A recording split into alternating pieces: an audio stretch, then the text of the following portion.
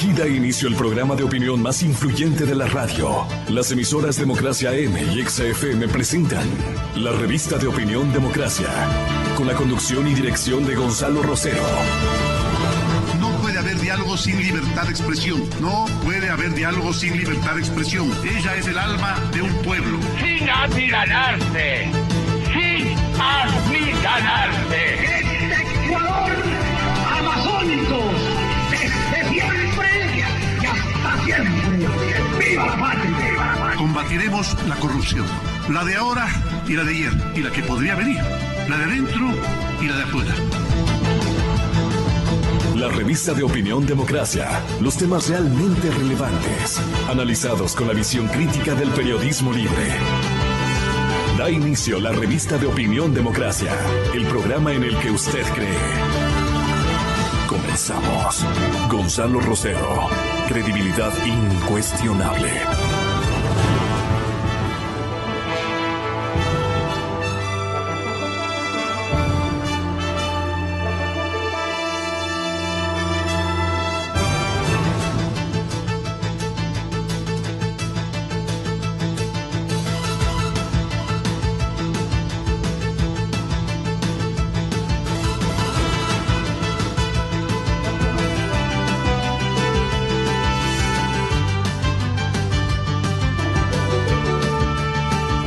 Señoras y señores, tengan todos ustedes muy buenos días. Iniciamos ahora mismo la revista de Opinión Democracia. En breve Gonzalo Rosero nos acompañará. Pero lo que ocurrirá en el transcurso de esta jornada, en la cual estaremos, como decíamos en nuestro espacio anterior, acompañados también del presidente de la legislatura, el doctor José Serrano, hablando de la gestión, de lo que tiene que ver con la legislatura. Quizás uno de los temas que convoca ahora mismo es lo que ocurrirá con este juicio político al vicepresidente Jorge Glass, ahora ya sin funciones y absolutamente, según varios de los analistas, ha dejado ya el cargo. Sin una ruta clara, la Comisión de Fiscalización de la Legislatura habría abocado conocimiento de este juicio político, disponiendo la notificación del proceso al vicepresidente y a los 63 parlamentarios que respaldaron el juicio. Vamos a escuchar ahora mismo una nota de la cadena Teleamazonas y del periodista Freddy Paredes para entender lo que allí ocurre. La Comisión de Fiscalización de la Asamblea se convirtió en una torre de Babel. No se entienden. Cada asambleísta tiene una posición diferente. Unos quieren iniciar el proceso de fiscalización, otros dicen que a estas alturas es inoficioso.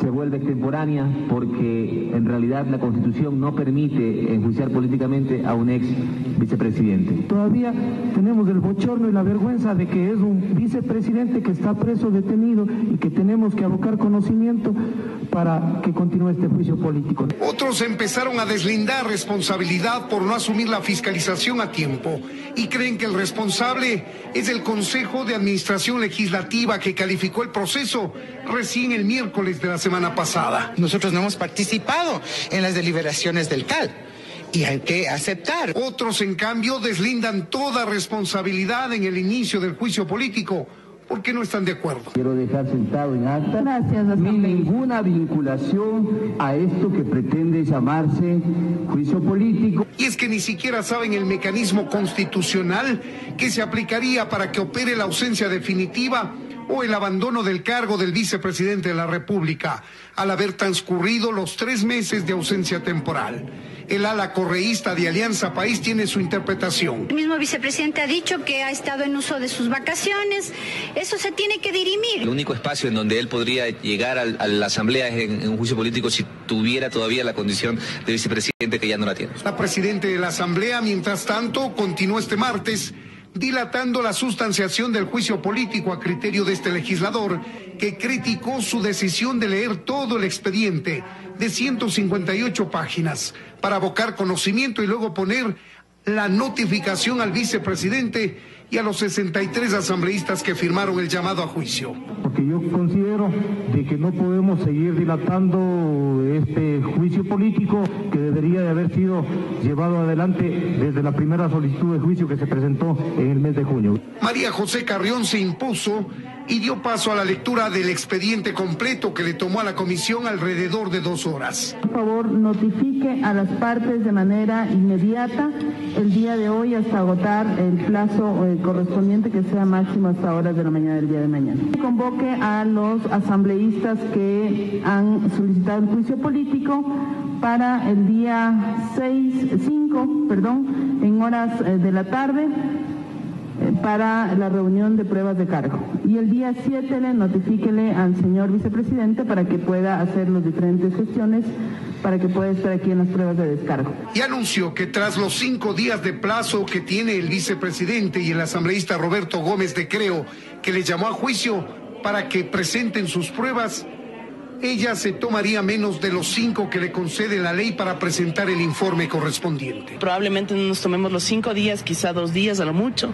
Todo esto sin contar aún con la decisión que pueda tomar el presidente Lenín Moreno en torno a enviar o no la terna para que la Asamblea elija vicepresidente de la República, asumiendo que Jorge Glass perdió su cargo. En Quito, Freddy Paredes, 24 horas.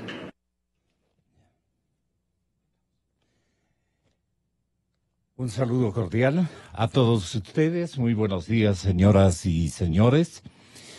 Bueno, con gesto de esplendor, activamos nuestras mejores energías para desearles una feliz sintonización de todas las pláticas que vamos a protagonizar con distinguidos invitados esta mañana. Anuncio la presencia ya mismo del presidente del Parlamento ecuatoriano, el doctor José Serrano. Él nos va a acompañar en vivo y en directo acá en el estudio, matriz de la cadena Democracia. Estará con nosotros también doña Eva García, ministra de Industrias y Producción o Productividad, que es un mejor elemento que requiere el país identificarlo y activarlo a plenitud. Ahora que necesitamos una producción multiplicada por 5, y eso se llama productividad. Vamos a conectar con la ciudad de Guayaquil en el momento que esté la ministra García, que es además una de las candidatas. Si me dan ese dato, en vistazo habían unos nombres sugeridos, pero aquí está precisamente Eva García, ministra de Industrias, como una de las miembros de la terna que ha publicado el diario El Expreso de Guayaquil esta mañana. ¿Va el país a estrenar nueva vicepresidenta? Es la interrogante, no es una afirmación. Y ahí está, en primer lugar, las que han presentado carpetas. Han presentado carpetas, en mi opinión, María Elsa Viteri. Yo no le he escuchado al señor presidente de la República sugerir ese nombre. ¿Ustedes le han escuchado? No, para nada. Más bien, María Alejandra Vicuña ya ha recibido un beneplácito permanente durante estos últimos meses, habiéndole asignado funciones de vicepresidenta de la República cuando ocupaba las funciones de ministra de Vivienda, me parece, ¿no? Y la doctora Eva García, que fue nombrada ministra de Industrias por este régimen, ella también ha presentado carpeta. ¿Quién les convocó a presentar carpeta? Eso es lo que desconocemos y seguramente en esta audición trataremos de establecer.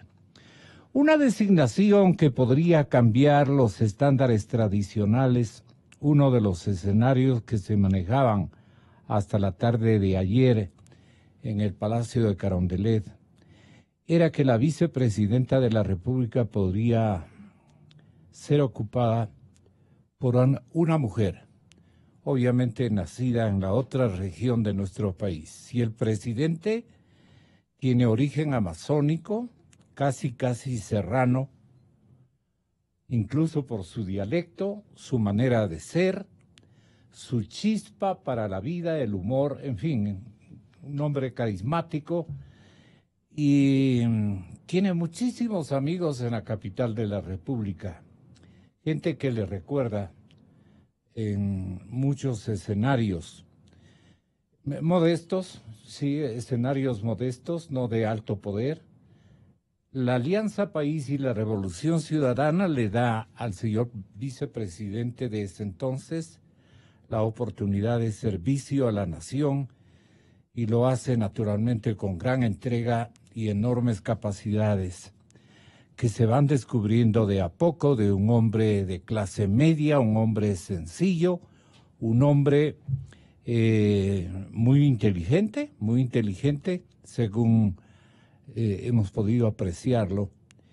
Y hay referencias directas también para el periodista de parte de quienes fueron sus principales amigos en la capital de la República durante muchísimos años.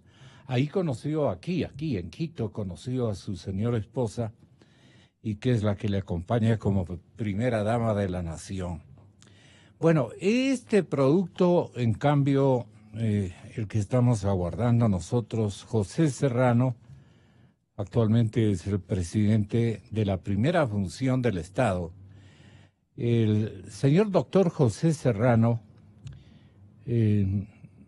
aparece en la Revolución Ciudadana y este momento es una de las figuras más importantes que tiene el movimiento. Bueno, entonces está configurada la terna. A la medianoche de ayer, Jorge Glass perdió su cargo por ausencia definitiva. Es lo que dice y sostiene con muchísima razón este día miércoles, el diario El Expreso. Dice: una designación que podría cambiar los estándares tradicionales. Uno de los escenarios que se manejaban hasta la tarde de ayer en el país y en el Palacio de Carondelet era que la vicepresidencia de la República podría ser ocupada por una mujer nacida en la región de la costa. Y de las carpetas que yo he mencionado han sido presentadas a consideración del señor presidente Moreno, las tres son de la costa. Entiendo que las tres son guayaquileñas, ¿no? Ok. María Elsa Viteri, ex ministra de Finanzas, corajuda, luchadora, un poquito mal genio, bastante mal genio, la ex ministra de Economía y Finanzas. En cambio, con un caudal de virtudes y un carácter bonito, se ha destacado María Alejandra Vicuña, ministra de Vivienda y actual vicepresidenta encargada. Y naturalmente con un perfil y un peso específico, Eva García, ministra de Industrias. Si me proporcionan, si son tan amables, un poco respecto de Eva García, ministra de Industria y Productividad. Va a estar con Walter Spurrier a la distancia, compartiendo un balance de gestión en 6 meses de gobierno. Y claro, Walter Spurrier es un distinguido analista económico que tendrá interrogantes y balances fantásticos sobre la coyuntura que está viviendo el movimiento en el poder. Entre estas distinguidas damas, el señor presidente escogerá a su compañera. Bueno, el asunto es que toda esta tragedia de corrupción que ha caracterizado a los gobiernos de Alianza País y que le dan especialmente en Estados Unidos y en Europa el dueño, la propiedad de la marca, diríamos así, al presidente Correa, al expresidente Rafael Correa, está definido en todos los apuntes o crónicas de interpretación que han sido elaboradas por diferentes autores. Estoy recordando a Fernando Villavicencio en una investigación compartida por la revista Caretas de Perú, cuando Fernando Villavicencio, quien también está presentando carpetas ante el Consejo de Participación Ciudadana. Esto no ha gustado a mucha gente, les soy honesto, porque dicen que el periodista e investigador tiene que mantener su andarivel, ¿no? Esto parece que no ha caído bien a la población capitalina especialmente, y no se diga a la guayaquileña o costeña, que es murmuradora de estas cosas, aunque practicante de esto que en ocasiones desdibuja a los personajes políticos, o de investigación, o gente que se dedica al periodismo de interpretación. Los negocios de intermediación con el petróleo ecuatoriano han dejado, según Fernando, millonarias o más bien multimillonarias ganancias a particulares y las equivalentes pérdidas al Estado, especialmente en los contratos con la República de China. Ahora se suma también el Perú. El Perú, respecto a este oscuro entramado de corrupción, la justicia de Ecuador tiene todo pendiente por hacer, y ya es hora de que vayamos poniendo el cascabel al gato. Menciona en una columna de Focus el mismísimo Fernando Villavicencio. Entre enero del 2015, escúchenseme bien, y junio del 2017, quemando un poquito de tiempo hasta que arriba nuestros estudios, el señor presidente del Parlamento ecuatoriano.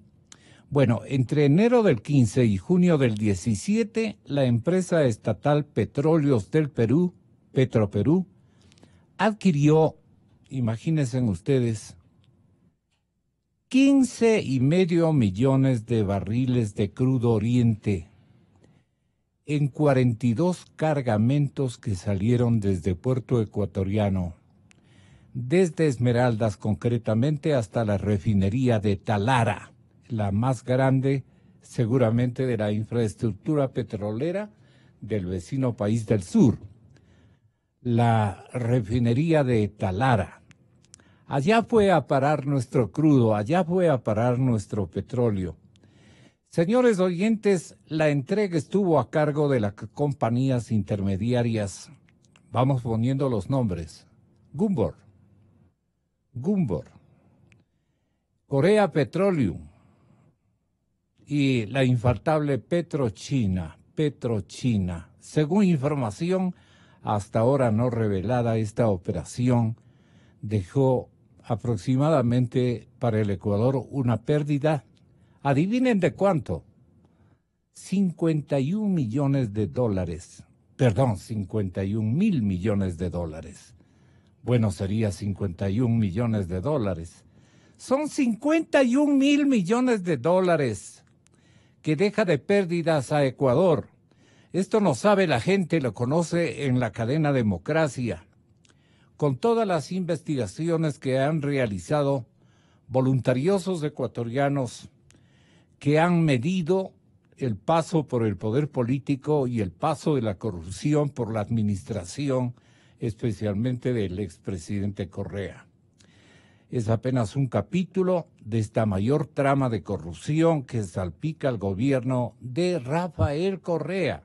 Esta historia se cuenta así. ¿Usted me puede indicar dónde está la crónica del día que anuncia la presencia del presidente Correa? Viene a capitanear prácticamente la campaña. Viene el presidente Correa. Rafael Correa enarboló un discurso contra los intermediarios a quienes calificó de mafiosos, pero les permitió. Su margen de permisividad para que hagan negocios fue inmenso. Ahora se acabó la intermediación de los crudos. Petroecuador es la única empresa de producción de crudo que yo conozco que no venda al consumidor final, que es la refinería, la intermediaria. Pero los humos radicales solo quedarían en palabras y en la práctica un agresivo endeudamiento con China a ser pagado con petróleo. Resultaría el mayor banquete para lo que siempre hemos dicho los señores intermediarios. Estas empresas que han ganado montones de plata. Entre el 2009 y el 2016, exactamente hace 2 años, el correísmo ha impulsado líneas de crédito por 18,000 millones de dólares con intereses del orden del 7% de promedio, garantizadas con provisión de 1.300 millones de barriles de petróleo, casi 1.310,000 millones, caramba, 1.310,000 millones. ¿Cómo podríamos graficar esta forma de escribir? Son 1.300 millones, y pare de contar, 1.300 millones. Operaciones con China se basan en una alianza estratégica, contratos en ocasiones sin licitación y decretos como el 466 suscrito por el presidente Correa, que garantiza el pago de la deuda con la provisión de petróleo y también de fuel oil. Según información de Petroecuador, para junio del 17, en contratos de crudo se ha entregado a China y a Tailandia, óigase bien esta cifra, 572,000 millones de barriles, 572,000 millones de barriles, y resta por cubrir 536,000 millones de barriles de un total de 1.000 millones, 1.100 millones, exactamente 1.100 millones de petróleo comprometidos para el pago de créditos hasta el año 2024. Tenemos para pagarles prácticamente 3 años más. Sí, esta es la verdad. El petróleo no es utilizado en las refinerías chinas como fue el objetivo del presidente Correa, o por lo menos el anuncio que hizo el señor presidente Correa. Lamentablemente fue revendido por intermediarios, revendido en los mercados norteamericanos. Los gringos, por el lado del Pacífico, tampoco pueden hacerse los tiernitos. Las empresas norteamericanas se beneficiaron de esto. Y también el Perú, la intermediación se incrustó en la nación peruana. Y se fue a parar nuestro crudo también a Chile, y se fue también a dar al Istmo de Panamá. Y seguramente pasó el canal, se ubicó en escenario del Atlántico, y bueno, los contratos que realizaba China y Tailandia movilizaban allí el crudo, ejercitando muy buenos negocios, según describe el señor Fernando Villavicencio, que se reunió con nuestro primer invitado. Nos dicen que en días anteriores, pero que lo hizo con el señor presidente de la República. Con él sí se mantuvo. Aquí vino a ponderar, Fernando, que se había mantenido a lo largo de unas 10 horas de conversación. ¿Sería tanto? 10 horas es mucho tiempo, pero así lo dijo. 10 horas de tertulia con el presidente Moreno. Ya nos dirá el señor presidente de la República qué pueden tratar con Fernando Villavicencio en 10 horas de reunión. De lo que yo conozco, no fueron más de 2. Pero Fernando dijo aquí, a ver si esa declaración que nos formuló le hacemos escuchar a nuestro invitado especial, a quien saludamos con el respeto de siempre. Muy buenos días, señor presidente del Parlamento, doctor José Serrano. Nos honra con su asistencia esta mañana. ¿Cómo ve las cosas, doctor Serrano, a altura de estas nuevas circunstancias que se presentan al escenario ecuatoriano, por ejemplo, desde el lado político. Muchas gracias y buenos días a todos nuestros compatriotas que nos escuchan a través de su emisora. Realmente un feliz año y que sobre todo la democracia se fortalezca, que la institucionalidad también pueda fortalecerse y dentro de esa perspectiva, pues, los ecuatorianos y las ecuatorianas también podamos tener nuevas oportunidades de empleo, de producción, de fortalecimiento también de la economía, que creo que es el tema clave también para sostener la democracia, para darle, ¿no?, este margen de sustentación, digamos, a nuestro país, doctor Serrano. Bueno, yo creo que venimos de 7 meses en los cuales la democracia ha tenido algunos cambios sustanciales después de los 10 años de gobierno en los que yo mismo fui parte, muchos de ellos en el Ministerio del Interior, pero que requieren también de una suerte de transición en la cual miremos en la estructura del Estado también cómo nosotros le generamos bienestar a nuestros compatriotas en 2 ámbitos, yo diría, que son muy necesarios para nuestra democracia. En primer lugar, uno en el que ha venido trabajando, que yo diría que toda la institucionalidad del país, que es en la lucha contra la corrupción, que ha sido una bandera que la plantea el propio presidente de la República, pero de la que no ha estado ausente las otras funciones del Estado, como son la función legislativa y la función judicial. Y por otra parte, también yo creo que es fundamental, al mismo tiempo que se mantenga ese eje, que se trabaje de manera más consolidada y también más que solamente cohesionada, articulada, sobre todo alrededor de los temas de empleo, a los temas de producción nacional y a los temas de fortalecimiento de la economía.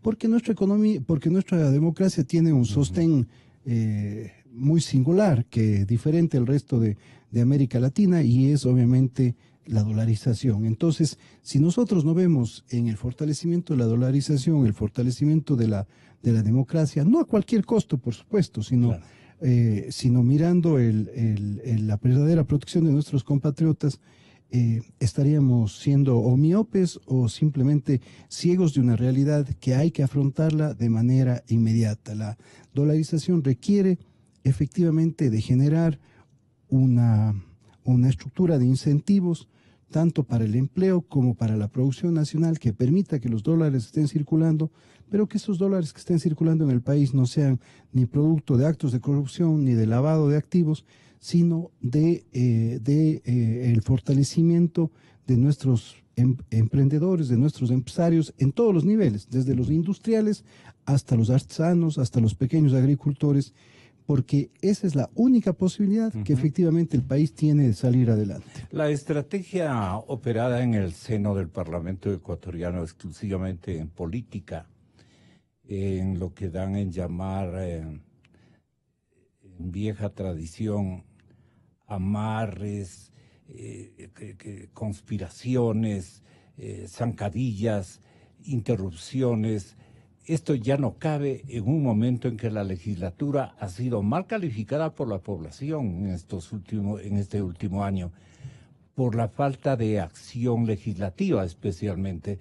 ¿Qué tipo de leyes que fomenten un clima de producción, un clima para preocuparnos y protagonizar entre todos una reactivación económica, acelerada,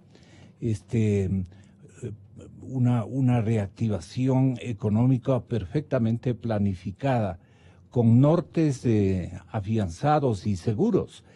Es lo que están pidiendo desde todos los lados, y los mismos asambleístas tienen algunas ideas que no han sido prestadas atención en la legislatura. ¿Esta es una verdad a medias o es una mentira total?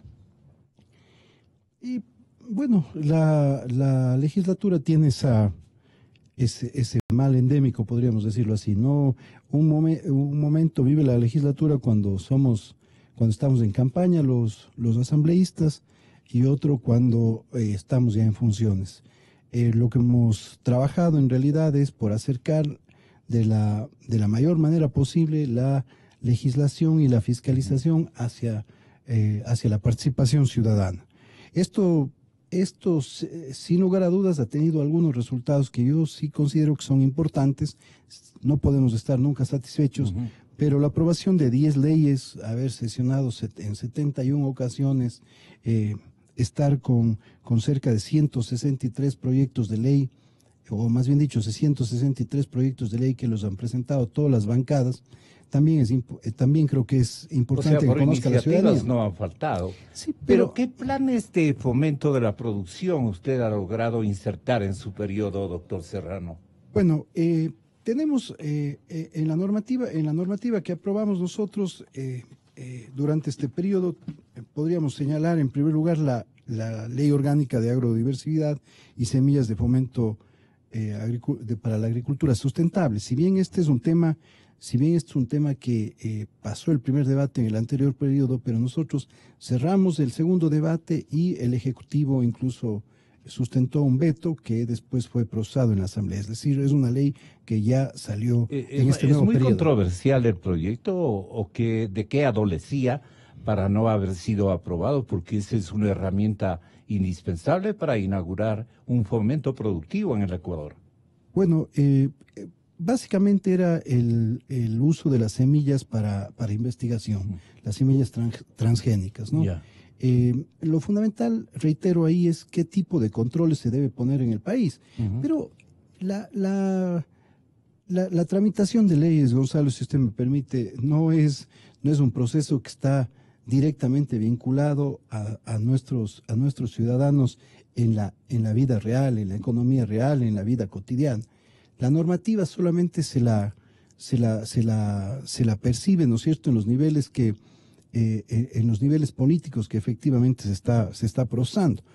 Ahora, lo clave es cómo articulamos la legislación con la fiscalización en la medida en que vemos en la fiscalización no solamente el espacio para iniciar un juicio político por incumplimiento de funciones de algún funcionario público, sino también cómo vemos en la fiscalización el proceso a través del cual rinden cuentas los funcionarios públicos que tienen que aplicar las normas que establece la Asamblea Nacional.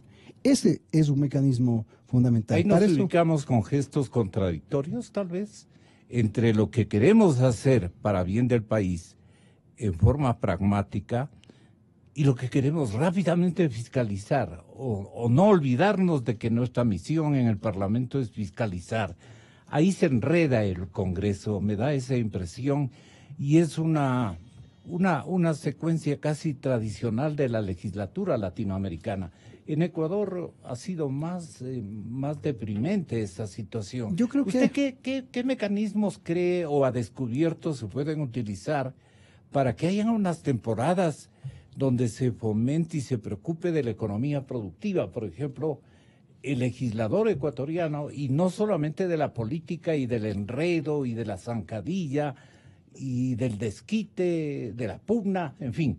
Bueno, nosotros tenemos una gran ventaja con relación a las legislaturas del resto de América Latina, y es que nosotros no elegimos jueces de la Corte Nacional de Justicia, nosotros no elegimos, nuestro Parlamento no elige contralor, no eligen autoridades de control, no elige fiscal general, y creo que esto ha sido bastante saludable para la democracia del país, en la medida en que efectivamente ese reparto que antes se conocía como troncha no se da dentro del Parlamento ecuatoriano. Si nosotros nos podemos ver solamente en los procesos de fiscalización que hemos pasado en el periodo y que estamos pasando en el actual periodo, en el juicio político contra el ex contralor, que vale la pena nuevamente rescatar que ese juicio político se inició cuando el contralor estaba en funciones, no requirió de ningún acuerdo ni de ningún pacto para que los parlamentarios tomemos la decisión de votar por la censura, por ejemplo, del contralor. En otras circunstancias eso simplemente era parte de toda una componente, incluso hubiese sido parte del reparto de la propia Contraloría. Por otra parte, el propio hecho de haber de haber aprobado y autorizado el enjuiciamiento penal del vicepresidente de la República. Es un hecho significativo, es decir, no es un hecho menor, ni simplemente un llamado a comparecer al vicepresidente de la República a la Asamblea Nacional. No, fue autorizar que la función judicial, en este caso un tribunal penal de la Corte Nacional de Justicia, pueda enjuiciar penalmente al vicepresidente de la República.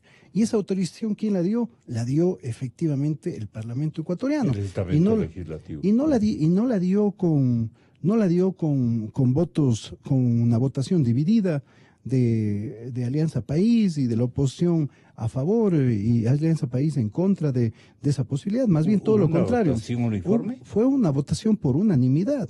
Y yo creo que ese hecho también, más allá de lo que pretenden algunos personajes políticos, si solo me permite, más allá de lo que pretendían algunos actores políticos invisibilizar efectivamente esa autorización, fue un hecho importante para la institucionalidad del país. Eso denota que efectivamente se está trabajando con transparencia. Obviamente que pueden haber discrepancias de fondo, pueden haber discrepancias incluso que generen momentos complicados para la legislatura, pero lo fundamental es que esos momentos complejos o críticos que se puedan dar en la legislatura no afecten a nuestros compatriotas. Mire usted lo que acabamos de hacer en el último mes con la ley económica urgente que remitió el presidente, con el proyecto de ley económica urgente que remitió el presidente de la República. Más allá de los errores que se establecieron en esa ley, en la legislatura, tanto las bancadas de oposición como la bancada de gobierno, nos pusimos de acuerdo efectivamente, incluso ya en un segundo, luego del veto, en cómo debíamos votar la ley, porque habían artículos, porque no toda la ley tampoco era mala, habían artículos, ni tampoco habían discrepancias en todos los artículos. Entonces hicimos bloques de votación, hicimos 4 bloques de votación. En algunos nos allanamos, en otros hubo un acuerdo y un consenso de los 137 asambleístas, en otros no hubo ese consenso, pero tenemos ¿Y qué porcentaje de contenidos ustedes, digamos, lograron concretar aprobándolos? Bueno, la ley en realidad aprobó en 12 de los 16 vetos que remitió el presidente de la República finalmente, pero hicimos aproximadamente unos 80 cambios a la ley. ¿Qué reglas de juego usted reconoce y recuerda este momento van a servir para el momento de la producción en nuestro país? ¿Qué es lo que más requerimos? Sí, por ejemplo, el tema del ICE para el sector licorero, ¿no? No, el tema del ICE para el sector licorero. Una reducción sustancial del 50% del ICE para el sector licorero que venía afectando no solamente al sector formal, licorero del país, ¿no es cierto? Ya del producto terminado. A la industria. Sí, exactamente, sino también, como usted lo ha mencionado, al sector de los pequeños canicultores. Habían comenzado a desaparecer del país porque obviamente nadie les estaba comprando a ellos el alcohol artesanal. Ese alcohol artesanal estaba desapareciendo del país porque estábamos con una ola de contrabando. Estábamos con una de Colombia, de Perú, ¿no es cierto?, por los costos que hay en esos países. Entonces, el contrabando simplemente se había metido, yo diría que de una manera que no podríamos ni siquiera dimensionar. ¿Qué noticias tiene de la industria licorera con esa aprobación? Pero con esa aprobación específicamente, ¿qué vamos a fomentar nuevamente el tema de que nuestros artesanos, de que nuestros pequeños canicultores puedan regresar al campo? Habían salido no menos del 30-35% de artesanos habían dejado su actividad por efectivamente la imposibilidad de vender su producto a la industria licorera. Entonces, vamos en primer lugar a fomentar nuevamente ese retorno a esta actividad al campo, porque hay un incentivo fundamental. Pues vamos al campo, sería... digamos, la conclusión suya en el tema del alcohol. ¿Pero con qué reglas de juego le van a decir? Con esta regla de juego, con un incentivo de compra, con un incentivo a la compra al alcohol artesanal a nuestros pequeños canicultores del 50% de reducción del ICE. Eso ya nos pone en otra situación, en realidad, frente a las realidades, frente a la perspectiva del contrabando que estaba entrando por Colombia y Perú.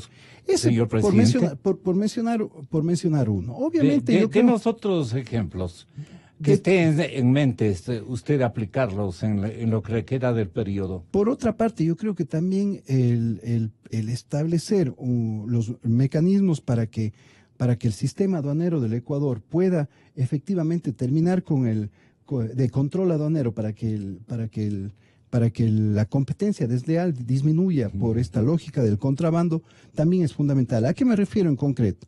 Darle la posibilidad a que el sistema aduanero del país pueda efectivamente presumir compras específicas de productos que están siendo importados al país y que muchas veces eran declarados con valores irrisorios, ¿no? Había mercaderías que un par de zapatos se establecía 5 centavos de dólar, un par de zapatos importados, ¿no es cierto?, cuando en realidad con una subfacturación que venía desde los lugares de origen, que simplemente estaba destruyendo nuestro mercado nacional. No nos olvidemos que nosotros tenemos provincias como Tungurahua, como Azuay, que han hecho ingentes inversiones para lograr que efectivamente estas actividades productivas se puedan sustanciar. Y yo creo que así podríamos ir detallando no menos de 30 normas que se encuentran en la ley económica urgente y que van en esa misma perspectiva. Por supuesto que también había que hacer algunas reformas fiscales importantes. Reitero, Gonzalo, creo que estos son los temas fundamentales también y los sacrificios a los que debemos hacer los ecuatorianos en función de que tenemos una economía dolarizada, y esa economía dolarizada, mientras consolidamos una producción nacional que efectivamente se industrialice, que genere mayores exportaciones, sobre todo a Europa con el acuerdo comercial que tenemos, hay que sostenerla. Sí. Si no sostenemos la dolarización, no sostenemos la democracia. Ahora bien, hay que ir más allá. Hay que trabajar en la ley de emprendimientos, hay que trabajar en el Código de Comercio, hay que trabajar en la nueva ley de eficiencia eléctrica. ¿Usted prefiere en esta tertulia el andarivel de la producción, el andarivel económico, el andarivel realista del país, al que debemos darle y prestarle la mayor atención? Yo le felicito, presidente, porque de esto no han hablado con el jefe de la función ejecutiva, con el señor presidente Moreno, o han hablado en una plática silente, no muy bien difundida, que genere, digamos, entusiasmos en los sectores productivos.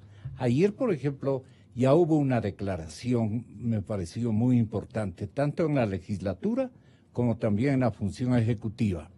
Les dijeron a los empresarios: señores empresarios, ha llegado el momento en que ustedes tomen la posta. Ahora necesitamos de inversiones, no solamente las de ustedes, sino que ustedes atraigan inversiones, porque sin inversiones podemos aquí pasarnos hablando de planes estratégicos, de diseños productivos significativos como el que usted ha impulsado. Pero primero, la inversión. Inversiones privadas del exterior. ¿De qué manera podemos entusiasmar, converjan a solucionar nuestros problemas de falta de liquidez para emprendimientos productivos? Aquí está el quid del asunto. Sí. ¿Qué planes tiene usted en ese ámbito, presidente, a través de la legislatura? Decirle, ya no nos metamos en el tema político, nos metamos en el tema productivo. Pero si a usted le ven politizado, y el presidente Moreno también está politizado, sus ministros no tienen a quién apelar, digamos, con otras iniciativas. Y entonces quiere decir que María Alejandra o Eva o María Elsa no van a tener con quién conversar sobre temas que al vicepresidente en la anterior jornada de poder político histórica, ¿no? Jornada histórica de poder político, se le encargaba la parte productiva, la parte económica, que vigile, que entusiasme a los actores que son los particulares. los empresarios. ¿Cuál de las tres candidatas le parece a usted la que se amiga más con estos planes? María Alejandra Vicuña ha tenido una sobresaliente actuación, muy mesurada, muy tranquila, entusiasta, pero la que más entiende, me da la impresión, es Eva García, que ya mismo está en nuestros estudios, o también María Elsa Viteri. Allí el señor presidente requerirá tal vez de un consejo sano de su parte. ¿Le ha preguntado a quién escojo, José?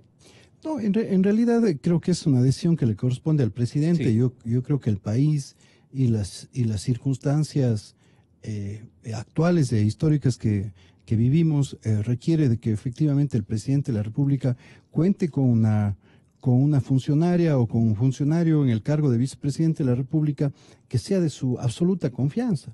No podemos estar generando nosotros, reitero, ahí algún tipo de acuerdo o de puja, efectivamente, como usted menciona, con el presidente de la República. Creo que esa adhesión le corresponde al presidente de la República. Obviamente, desde mi perspectiva política, considero que siempre será importante, claro, que sea una persona que venga también del propio eso voy, que venga una persona del propio proceso, de las cuales el presidente de la República tiene muchísimas personas de confianza.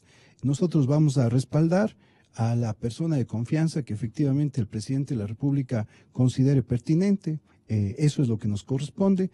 Nosotros no podemos entrar en algún tipo de negociación, entre comillas, con el presidente de la República para lograr, claro, justamente pasar este momento que el país requiere de paz, pero al mismo tiempo... ¿De consenso no sería mejor? Sí, por eso, pero una vicepresidenta de consenso, pero de confianza del presidente de la República. Okay. Si no es de confianza del presidente de la República, o simplemente está dada en función de una coyuntura, pues no tendría sentido. Tiene que ser una persona con la que el presidente pueda caminar para terminar su mandato, fortaleciendo la democracia en el país, y eso es lo que vamos a respaldar. Yo soy muy respetuoso de la decisión que tome el presidente de la República.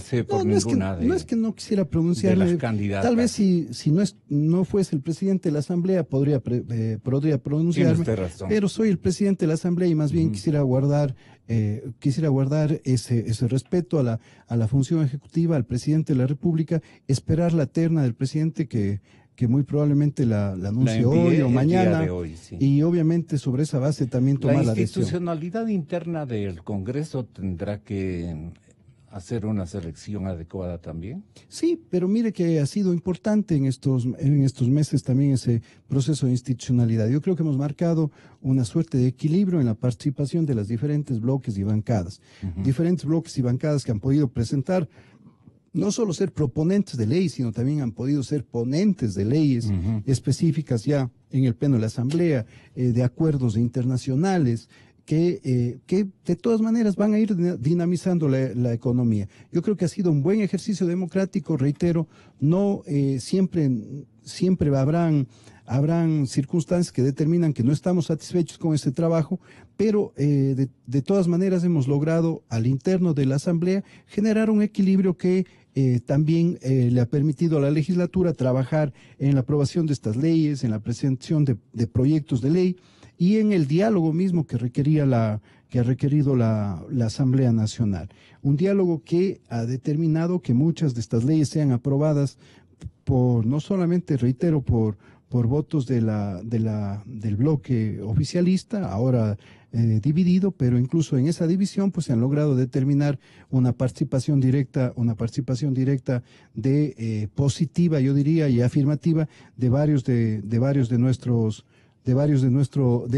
los 137 asambleístas. Entonces, en esa lógica, además, en el tema de transparencia, yo sí quisiera mencionar, Gonzalo, si usted me permite, no solamente el juicio político que se inició al Contralor General del Estado, no solamente la autorización para el enjuiciamiento penal del vicepresidente o el juicio político que en este momento está en marcha en contra del vicepresidente de la República, sino también nosotros iniciamos todo el proceso de investigación con los temas de abuso sexual. En el mes de julio nosotros creamos una comisión frente a un caso que estaba de alguna manera medio invisibilizado y escondido ahí, que es el caso Ampetra, donde 40 niños fueron abusados sexualmente por parte de un profesor. Noto que hemos sido seguramente los medios de comunicación muy injustos con usted en el liderazgo del Parlamento ecuatoriano.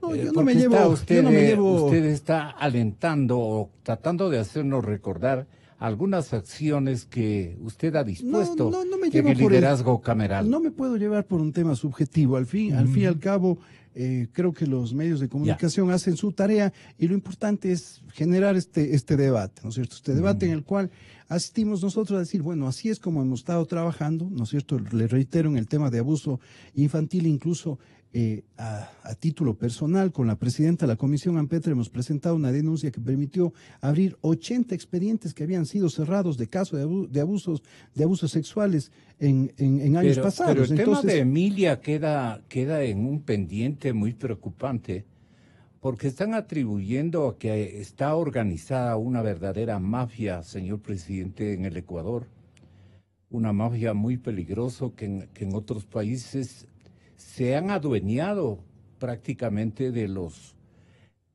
actores políticos de una nación. Son mafias muy peligrosas. Mire, Gonzalo, ese es otro tema de gran responsabilidad que tenemos. ¿Cómo podemos manejar este tema, señor No solo los presidente? funcionarios públicos, sino yo digo los medios de comunicación y por supuesto los ciudadanos, pero sobre todo los funcionarios públicos, los medios de comunicación. ¿Por qué? Porque hay que generar una conciencia desde otra perspectiva del tema del uso de las redes sociales. Estos temas de pornografía infantil simplemente se han multiplicado exponencialmente por esta lógica y por esta ilógica, al mismo tiempo irracional acción delincuencial de ciertos individuos que están utilizando las redes efectivamente para delinquir permanentemente en esta perspectiva. Entonces, si nosotros ¿qué pensamos hacer? ¿O qué deberíamos hacer? Hay que ponerle efectivamente, yo digo, no un límite, pero sí hay que ponerle una verdadera definición al tema de la libertad de expresión. Libertad de expresión no puede ser efectivamente hacer este uso ilimitado e incluso en algunos casos delincuencial de las redes sociales.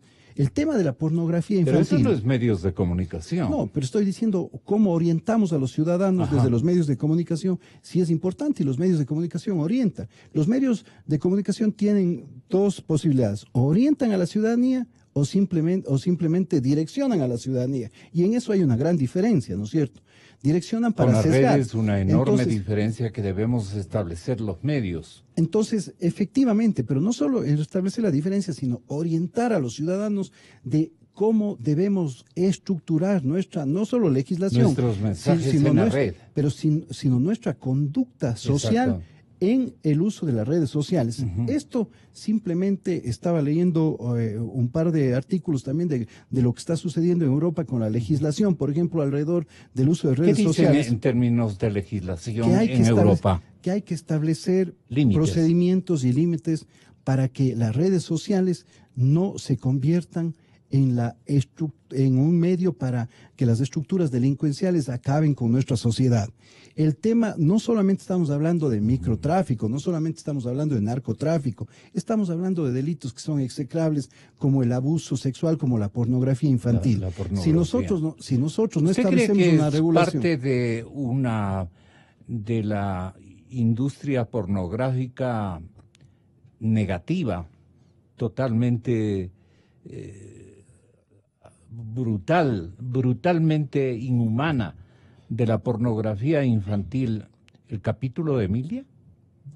¿Le nace, señor presidente del Congreso, pensar que podría haber una circunstancia de esa naturaleza organizada en nuestro país, en América Latina? En el conocimiento que tenemos del trabajo que hace la Policía Nacional, hay efectivamente redes que están vinculadas a la pornografía infantil.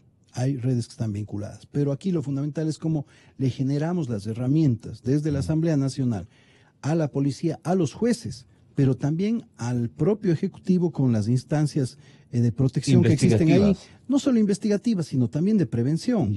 Pero también, ¿y de sanción, pues? Sí, por supuesto, de sanción, que son esenciales, pero esto hay también que ir desde la perspectiva, reitero, de la prevención. Si nosotros no tenemos una estructura legislativa debidamente consensuada a nivel nacional para que también podamos ponerle un límite al abuso de las redes sociales en esa perspectiva, pues creo que cometeríamos un error. Después de esto, se nos ha ido de las manos, porque en realidad son enemigos ocultos que tiene la sociedad y frente a los cuales o hemos hecho muy poco o no hemos hecho nada. Entonces hay que trabajar en esa perspectiva. Cuando hablamos entonces, Gonzalo, si usted me permite, de producción nacional, de empleo, de fortalecimiento de la economía y por ende de la dolarización, que no es otra cosa que mantener estable nuestra democracia. Cuando hablamos nosotros de legislar el tema de las redes para evitar estos delitos como la pornografía infantil, cuando estamos diciendo que hay que legislar, hay que generar una estructura legislativa también importante para la lucha contra el microtráfico de drogas, yo creo que son los elementos esenciales y por supuesto mantener también esta para lucha reorientar a nuestra sociedad. Pero también esta lucha contra la corrupción también creo que es importante. Nosotros hemos planteado un proyecto de ley de manos limpias para que efectivamente podamos establecer. ¿Qué pasó con ese proyecto? Está en proceso en la Asamblea este momento, en la Comisión de Justicia, hay que llevarlo adelante. Nosotros aspiramos que la Comisión de Justicia... ¿Qué encierra este proyecto, presidente? En primer lugar, un fortalecimiento de los mecanismos de prevención, ¿no es cierto? Estamos hablando de la extinción de dominio, por ejemplo, para que nosotros lo planteamos, este proyecto lo planteamos en el mes de agosto. Nuestros analistas hace más de un año insistían en ese menester, en ese instrumento, en esa herramienta, pero nadie le paraba bola porque estábamos entretenidos en la puja de carácter político. Y esto avanzó, hasta que ahora estamos en un ejercicio de reparación. Y vale la pena que el Congreso se introduzca en este elemento. ¿Qué piensa hacer usted? En el mes de agosto presentamos, Gonzalo, o sea, no solamente qué pensamos hacer, sino qué hemos hecho. En el mes de agosto presentamos este proyecto de ley de pero manos limpias. Pero no suscitó ningún debate nacional, una cosa importante, trascendente. Porque, Gonzalo, yo creo que en esto hay que manejar con muchísima responsabilidad, efectivamente, también la legislatura. Esto no es cuestión de pararse simplemente frente a un micrófono, sino cómo efectivamente nosotros damos los pasos esenciales. No, esto no es solamente de cómo nosotros planteamos, esto es lo que vamos a hacer. Hemos planteado el proyecto de ley. El proyecto de ley efectivamente ha tenido ya un par de debates en la Comisión de Justicia, ¿no? Nosotros aspiramos que en este primer trimestre podamos ya procesar el primer debate de ese proyecto de ley, donde, reitero, los parámetros no solamente son de juzgamiento y sanción, sino también son de prevención para la lucha contra la corrupción. Esos, yo me permitiré, cuando quiera podemos hacer un debate también sobre el tema de esta ley de manos limpias en el mes de agosto. Porque eso es de urgencia. La próxima semana, gustosamente, asistiremos a esa invitación, ¿no es cierto?, para presentar el proyecto en serio. Este proyecto es muy significativo. Que, reitero, lo presentamos en el mes de agosto. No, es en el mes de agosto, es decir, no es un proyecto de diciembre, una vez que terminó la primera fase del juicio penal contra el vicepresidente de la República. Es un proyecto que lo presentamos en el mes de agosto y es un proyecto integral que ha sido trabajado con la ciudadanía y que obviamente yo creo que tiene aportes significativos para proteger. ¿Cuáles son esos aportes que usted pueda destacar solamente en lineamientos, presidente Serrano? Bueno, primero que nada el tema de la extinción de dominio, que creo que es un tema esencial y requerido por todos nuestros ya muy caminado en términos de debate, ¿no? En segundo lugar, el fortalecimiento de las acciones investigativas que pueda realizar la Fiscalía como tal y sus órganos auxiliares como la Policía Nacional, que muchas veces están limitados. ¿Coinciden con los petitorios elaborados por el señor fiscal general Vaca? ¿Coinciden de alguna manera? Algunos sí, pero siempre respetando la institucionalidad. Por ejemplo, yo estoy completamente en contra de que el sistema de investigación forense pase a la Fiscalía General del Estado, a la función judicial. ¿Por qué, presidente? Porque volveríamos a un sistema inquisitivo y eso también creo que es motivo de algún debate que lo podemos plantear. Ya hemos pasado de un mecanismo inquisitivo donde el juez hacía todo. El juez era el investigador, el juez en realidad era medio el emperador del proceso judicial. Claro. Entonces hemos pasado a un proceso donde el equilibrio marca la lógica del proceso judicial donde el juez tiene su parte. ¿Será que el equilibrio fiscal no nos ha conducido a nada bueno? Yo creo que no es así, Gonzalo. Si nosotros nos ponemos a ver, yo siempre pongo como ejemplo la lucha contra la impunidad que ha tenido el país, ¿no es cierto? El sistema judicial, si nosotros nos ponemos a ver solamente en cuanto a homicidios y asesinatos, ha logrado resolver más del 75% de las causas que antes quedaban en impunidad de homicidios y asesinatos. Si nosotros nos podemos a ver los temas igual de narcotráfico, si nos podemos a ver los propios temas de corrupción, están resolviéndose por ese equilibrio. El juez tiene su parte, el fiscal tiene su parte en el proceso, y obviamente el debido proceso determina que quien está siendo investigado tenga su parte. Creo que hay que hacer algunas reformas específicas para fortalecer ese proceso acusatorio, por supuesto, pero reitero, yo por ejemplo estoy en contra que volvamos a tener un sistema inquisitivo tapado, ¿no es cierto?, donde ya sea el juez o el fiscal vuelvan a ser los que determinan, los que suben o bajan el dedo en el proceso judicial. El equilibrio y el control de doble vía o de triple vía creo que es fundamental en el sistema judicial, en la lucha contra la corrupción y sobre todo en la lucha contra la impunidad. Así Esto continuamos la próxima semana. Por supuesto, y obviamente... Presidente, muchísimas gracias por su concurrencia. Y qué bueno verlo, presidente, con otro discurso, con otros elementos de preocupación, antes que la permanente puja política que nos ha conducido a una mediocre actuación de las funciones del Estado en algunos periodos. Qué bueno este reparo. Yo le saludo cordialmente en esta iniciativa y estamos a sus órdenes para poder orientar a la población ecuatoriana. José Serrano, presidente del Parlamento ecuatoriano en Cadena Democracia. Muy buenos días, señor presidente, que esté muy bien. Ahora estamos anunciando la presencia de la ministra de Industrias y Productividad, doctora Eva García. En Guayaquil intervendrá el doctor Walter Spurrier, un conocido analista, con quien vamos también a indagar algunas sugestiones que él tenga como representante del sector financiero y empresarial del Ecuador. Calmadita Verónica Rosero estará con nosotros en brevísimos instantes. Gonzalo Rosero, credibilidad incuestionable.